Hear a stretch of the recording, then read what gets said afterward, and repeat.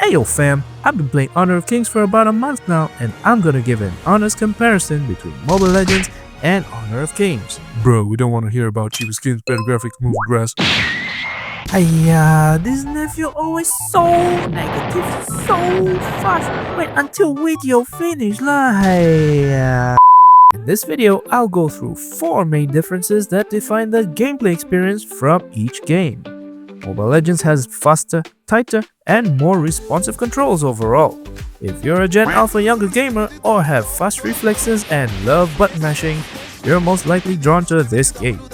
This aspect itself is why high-level gameplay is dominated by teenagers with fast fingers, mullets, and that annoying shush gesture that's supposedly so cool but falls flat when compared to the finger heart by Benedict Cumberbatch. Controls in Honor of Kings feel more draggy and slower, especially if you come from Mobile Legends or other quick swipe mobile games. I mean, sometimes it feels like the in-game joystick has stick drift, and no, it's not because my 500 Mbps internet connection is too slow for the game or I'm playing on a 30-year-old Nokia 3. A few inches later. I do wish the Honor of King devs tighten up the controls a bit, but that's another video for another day.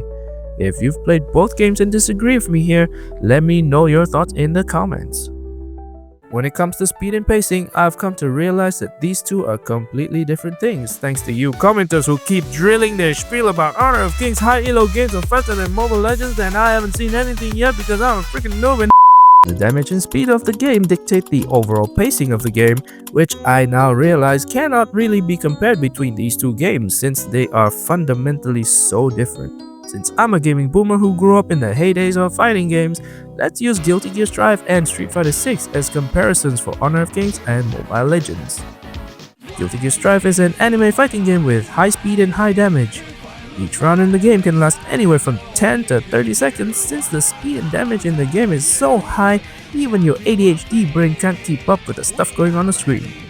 Couple that with the fact that the game rewards you with aggressive gameplay while punishing you for defending too much, and you have an insane title that draws in casuals and veterans all at once. Street Fighter 6 needs no introduction and is the latest installment in the Street Fighter series. The speed is much slower than Guilty Gear Strive, focusing instead on grounded footsies and more timing-based counter-hit play along with simpler meter management. And with normal damage, can you believe that?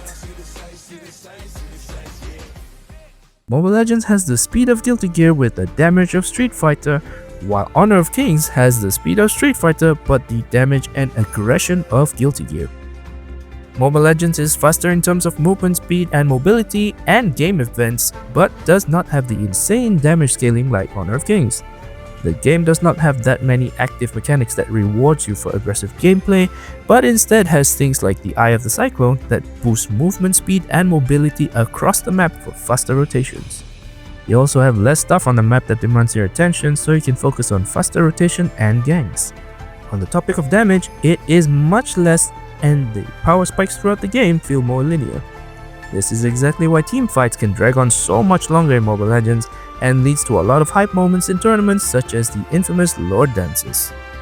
Honor of Kings is much slower in movement speed and game events but rewards aggressive play. There's even a mechanic where you get the buff from enemies after killing them. If that doesn't smell mega snowball, I don't know what does. For me, the damage in this game still doesn't make much sense at all. It's not surprising to see enemies, minions, or even turret HP bars go from this to completely gone within 1.4159 seconds. This insanely high damage and aggression reward system leads to extreme momentum based gameplay, and it encourages you to go for ganks much more frequently. Both games can end below the 10-minute mark, but how each game gets there is drastically different. Mobile Legends because it's just a faster game overall, and Honor of Kings because of the higher damage scaling and aggressive gameplay mechanics. Items in Mobile Legends look and feel a lot more balanced, as each item is dedicated to a single role for one specific purpose with very straightforward usage and descriptions. This leads to more simplified item building per hero, and it's easier to create tanky or damaged builds since it pretty much is a what you see is what you get system. Honor of Kings, however, is a completely different story, as at first glance, the stats on the in-game equipment don't make any sense at all. I mean, Magic and physical attack items that give 1000 HP?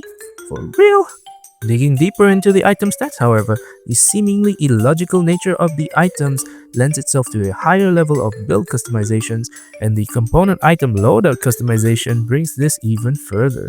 The way both games are designed is completely different, and I would say that both are kind of balanced within their own gameplay in a weird way. Mobile Legends is more straightforward, where a specific hero role has expected gameplay. Roamers, for example, have a lot of CC, heals, or are highly damage based, for example, tanks, supports, or assassin roamers. Marksmen or ADC deal damage and have some basic mobility or extremely high late game counterattack ability. Assassins have a lot of dashes and high burst damage and work best to pick off squishies before running into the wilderness. Honor of Kings, well, every damn hero has some kind of gimmick in this game. Assassins can not only have infinite dashes but also CCs that can make tanks and supports weep. Mages can also have infinite dashes, insane amount of CC, and spawn stuff like heat-seeking minions and all sorts of insanity. There are also marksmen who can turn into freaking dragons and fly across the map like a freaking I don't know how to describe it anymore, man. It's like Back to the Guilty Gear Street Fighter analogy, Mobile Legends is more straightforward like Street Fighter, where you kind of expect what the hero will play just by looking at their roles. Guilty Gear, on the other hand, have characters like Zato Wan or That Man, who are both classified as unique type heroes, but their skill sets are so left field that it's hard to imagine how these two are even in a fighting game in the first place.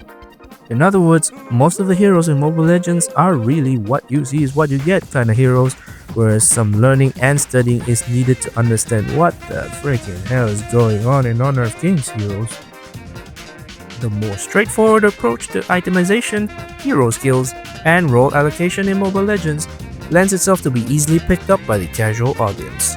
Combine that with the faster speed of gameplay and tighter controls, give it more arcade-style flavor that is a great entry point for new audiences into the world of MOBAs. Hey, it got me in the genre, and if you've never played a MOBA before, chances are you'll naturally gravitate towards Mobile Legends.